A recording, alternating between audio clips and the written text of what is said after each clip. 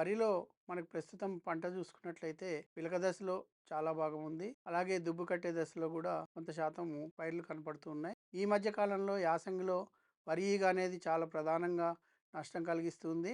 ముఖ్యంగా ఆకు దశలో కాకుండా కంకి దశలో కూడా ఇది ఆశించడం వల్ల పాక్షికంగా తాలుగింజలు అవడం వల్ల కూడా దిగుబడులు గణనీయంగా తగ్గుతుందని రైతాంగం చెప్తూ ఉన్నారు. మనకి పిలక దశలో చూసుకుంటే వరి ఈగ ఆశించినప్పుడు ఆకులు తెల్లగా ఈ కొనలు విరిగిపోవడం అనేది జరుగుతుంది. అలాగే ఆకుల మీద తెల్లని రంధ్రాలతో పాటు తెల్లని ఆకుల్ని మనం గమనించడం జరుగుతుంది. ఈ దశలో కనుక మనం సక్రమంగా నివారించుకోకపోతే వచ్చే దశలో అంటే కంకి వేసే దశలో అంకురం నుంచి కంకి తయారయ్యే దశలో ఆ వరి ఈగ ఆశించినట్లయితే దాని మ్యాగెట్ తినడం వల్ల పాక్షికంగా గింజలు పిట్టలు తిన్నలాగా అయిపోయి తాలు గింజలుగా మారడం అనేది జరుగుతుంది.